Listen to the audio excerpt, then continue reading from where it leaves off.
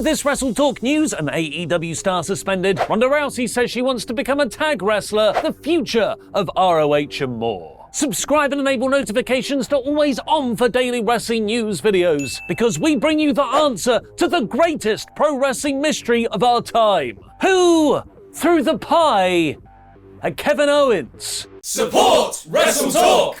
During the 4th of July special episode of Raw in 2017, the roster had a backstage food fight, which saw Kevin Owens stand victorious. Then, he turned to the camera, where a pie was shoved in his face. The identity of the pie thrower still to this day has never been revealed, almost as though it was just a throwaway comedy spot with no intended payoff that the internet has decided to obsess over. Well, shut the fridge door! Because noted raconteur Road Dogg Brian James has revealed on his Oh, You Didn't Know podcast that he was the producer for that infamous segment, and that it was going to end up being Vince McMahon. But I think we just didn't say. McMahon would feud with KO later that year in a far more serious storyline than a pie setup would probably deserve. I think Road Dogg's just saying things again. Vice TV's documentary The 9 Lives of Vince McMahon will air this Tuesday, which I'm presuming will make this new information the centerpiece of the show.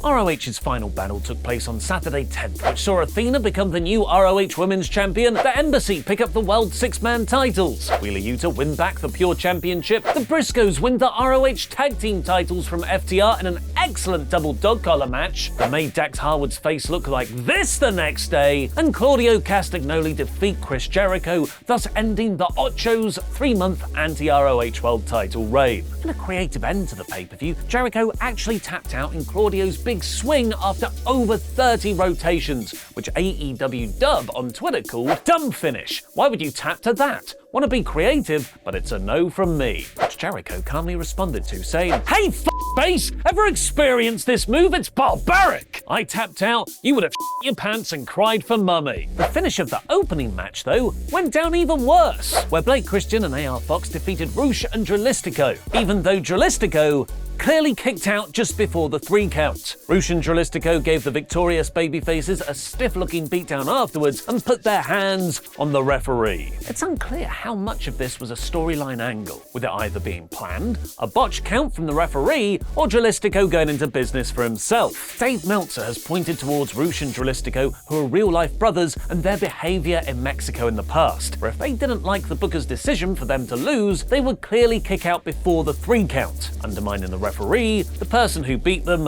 and the entire promotion. Rush's faction mate Jose the Assistant tweeted in follow-up, "Rush assaulted a referee, we got fined $signs for using chairs, we've been suspended for a week by AEW." Preston didn't get too involved and isn't suspended. You can't fool the fans, they know the match ending was bullshit. This appears to be a storyline suspension, but it comes just 2 months following Rush's other faction mate Andrade being reportedly suspended after a backstage confrontation with Sammy Guevara. It was speculated that he was trying to get released from his contract, and he hasn't been seen on TV since. ROH was meant to be the company where everyone behaved themselves. While we're still waiting for Andrade's future to be revealed, Ring of Honor's just got its biggest announcement yet. It's not got a TV deal. Thanks for your support on Patreon, He's No Jackass, Dano, and the Mile High Marvel, Denver Peters. You too can get your own shout out by going to patreon.com/WrestleTalk. Since Tony Khan bought Ring of Honor back in March, you remember, you were there, in the parking lot, fans have been waiting for the next step in the master plan. It was long reported that he was trying to get the new ROH a TV deal, but half a year later, it seems the brand has been unsuccessful. In the post-final battle media scrum, Tony Khan officially announced the relaunch of Ring of Honor's streaming platform, Honor Club, which will see ROH start a weekly show on the service, as well as all ROH pay-per-views being available 90 days after they air on Bleacher Report. While this is great news for long-term ROH fans and anyone who wants the promotion to get off my AEW Dynamite and Rampage lawn, it implies there were no takers for a Ring of Honor TV deal amongst networks or streaming platforms. This could be because the TV rights bubble has significantly retracted over the last half a year. With a looming recession and crowded marketplace, streaming companies don't have the bottomless content budgets they had over the pandemic. Or it could mean that there is simply no mainstream interest in ROH as a brand. Did I say ROH because I meant EOH, as the link to the relaunched Honor Club on their official Instagram bio over the weekend it was announced had watcheoh.com. EOH. Ooh. But also, maybe, new EOH Japan. Outside of the weekly series, we don't actually know that much about Honor Club. And that's because more details will be announced following January's Wrestle Kingdom show, as New Japan will apparently be involved in the platform's future. It's yet another good sign for Forbidden Door 2 Electric Boogaloo. The inaugural joint AEW New Japan pay-per-view back in June was a financial success. The show drew a $1 million gate, and according to Tony Khan, the buy rate through Bleacher Report was greater than Warner Media Discovery ever anticipated. So it's no surprise that we will see another Forbidden Door open in 2023. During the final Battle Media Scrum, Khan talked about the future of ROH, AEW, and their relationships with New Japan, and said there will be a Forbidden Door 2, I'm almost certain, and I'm very excited about that. With ROH also now under the AEW banner, and with a weekly TV show coming to Honor Club, there's every chance that it becomes a three-way event with all three promotions putting on dream matches. But perhaps the bigger Forbidden Door right now is the report that Sasha Banks is heading to New Japan Pro Wrestling, which would also open up the door for her to work with ROH and All Elite Wrestling. It was reported last week by PW Insider that Banks was scheduled to be at New Japan's Wrestle Kingdom 17 show on January the 4th, 2023, but didn't state whether or not she would be wrestling.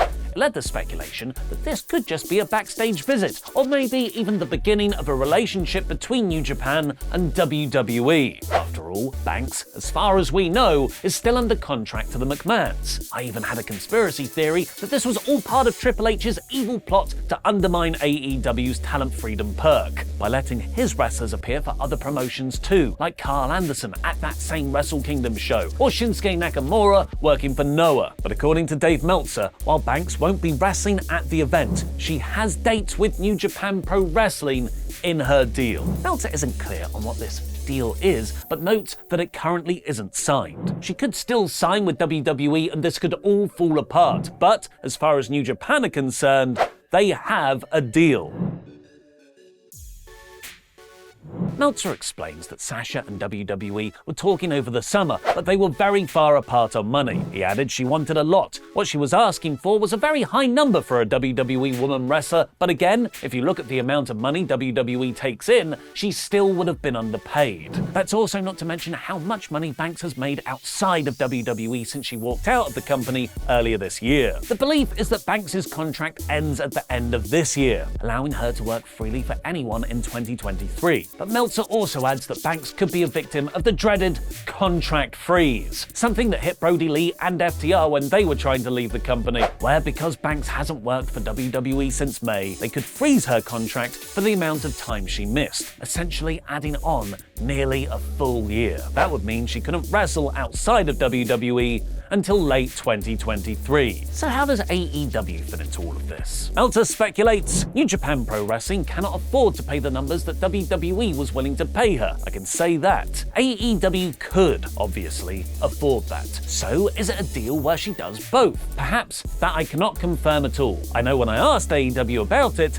I got a non-answer. This comes under a week after AEW announced Britt Baker and Jamie Hayter will take on Saraya and a mystery partner on the January 11th show next year. Meltzer couldn't confirm that it was Banks, but did add, if it's not her, it's probably going to be a terrible disappointment. Speaking of disappointment, Ronda Rousey is your current SmackDown Women's Champion. While her second run in WWE has been somewhat lackluster, it seems we might be getting a change-up in this run before long. She's recently started teaming with Shayna Baszler, leading many to speculate that the duo may be in line for a women's tag team title run before long, and Ronda agrees. As a fan asked her if that's something she'd want to do in a YouTube live stream, and if winning the tag belts were on her bucket list, where she responded, "Yes! I'm happy just to have a tag title. I don't need a singles title. A tag run would be fun. I mean, both is cool. Been doing singles for so long, I'm ready to change it up." Speaking of tag titles, the Usos recently broke the New Day's record for longest WWE tag team title reign in history. But New Day bounced right back and became NXT tag team champions this past weekend at NXT Deadline, giving Kofi Kingston a new record to his name. With this win, Kingston has now held the most tag team championships in history, coming coming in with 15 reigns, overtaking the previous three-way tie of himself, Booker T, and Edge. Kingston has teamed with Xavier Woods and Big E for most of those reigns, but he also won tag gold with CM Punk, Evan Bourne, and R-Truth. Woods also moved up to 12 tag title reigns, making him tied third overall with Kane. William Regal is shockingly on his way back to WWE, so Adam Blampied has fantasy booked 7 ways he could return under Triple H. Watch on.